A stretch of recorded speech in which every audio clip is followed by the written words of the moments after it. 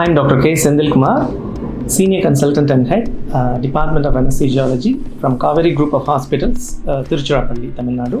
Our hospital is a tertiary care hospital, three hospital blocks at our city, where we have around 650 to 700 bedded capacity, combining all the three group of hospitals.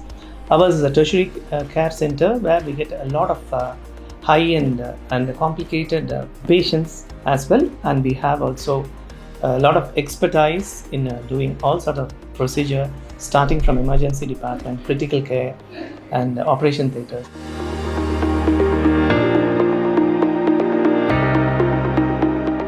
Two decades back, I found a lot of challenges in anesthesiology, practicing anesthesiology, because many of the even common public people will not know that we have finished a master MBBS degree.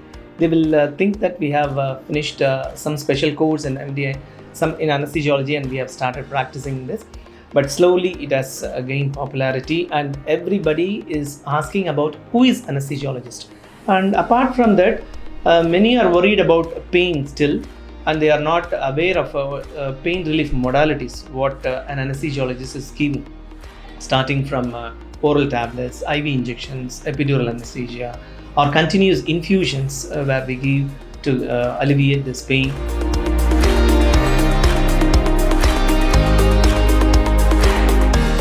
Coming to trends in the development of anesthesia field, we have a very good robust monitoring device. Take for if we have this Mindray device which we have this anesthesia gas monitoring, we can monitor each and every gas individually, how much gas is going, say the nitrous oxide or inhalational agent like sevoflurane or isoflurane.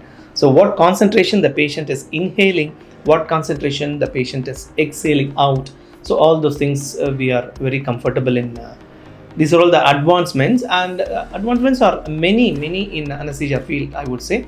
BIS monitoring, bispectral index monitoring, and then the noxious stimuli, what the patient is really experiencing, which comes in numbers, and this bispectral index, which comes in numbers. So we can titrate the sedative dose, or we can titrate the analgesic dose depending upon those numbers. Much more, see, cardiac output monitoring, all those things have really made anesthetists comfortable, I would say, and the safety profile has increased a lot.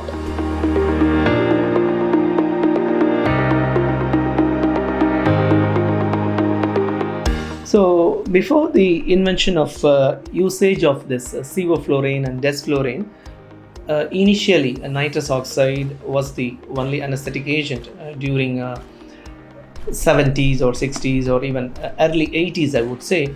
Nitrous oxide was the anesthetic agent, and slowly halothane came, isoflurane came, all those things came. Anyway, nitrous oxide really, it is not a very good anesthetic agent, I would say, but it is having a good analgesia property. But considering all the postoperative complications, like because of this second gas effect or concentration effect or this diffusion hypoxia, we have a lot of problems in the post-op period as well. Like we have this post-operative nausea, vomiting, and then atelectasis, and then prolonged exposure to nitrous oxide causes a depletion of this methionine synthesis, and it causes accumulation of homocysteine also in the blood, which causes increase in thrombotic events. So these all things have been studied in a trial called Enigma trial.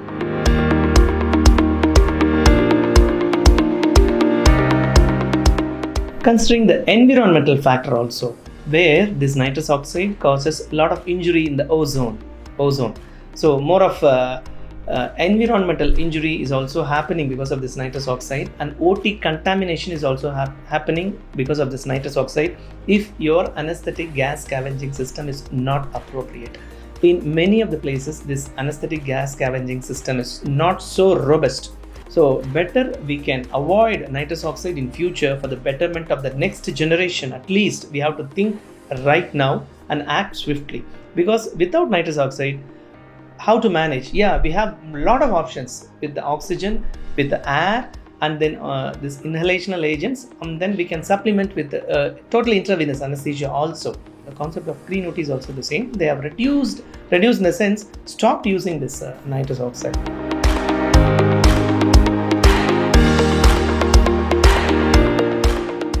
app-based system will come, and then this monitoring system, the recording of monitoring system, and documentation of all this monitoring system will be rather than a person driven, it will be more of technology driven in the sense using all the electronic gadgets or the engineering gadgets. I think the way forward is we will have all these things in an app based thing, so that the error is reduced. In future, the thing is we need to have all this technology based approach. As we already pointed out, see, for a decrease in analgesic dose for the patient, we have this nociceptive detection by the electronic instrument, so that we will have a good capture of those nociceptive levels, and then we can supplement with analgesics accordingly. And then with the introduction of this artificial intelligence into this anesthesia field, I mean, anyway, it's been introduced in many of the fields in health care scenarios. It will be there for anesthesia on critical care as well. And then we are expecting more of this involvement with artificial intelligence. And then this clinical assistive tools where we have, and these clinical assistive tools will help in capturing the patient data for future purpose also, so that they don't land up in a difficult intubation in future. Because once we have given a patient a difficult, I mean, we have expected a difficult spinal anesthesia or difficult epidural or difficult airway, we will subject them with the help of ultrasound guidance, so that this maneuver, these things are nullified. See, I am practicing anesthesia for nearly 21 years. So my observation or my suggestion for the future generation is, please give importance to pre-anesthesia assessment. That is where we just know everything about the patient, so that we don't have a surprise on the day of surgery by seeing the patient on the table during surgery.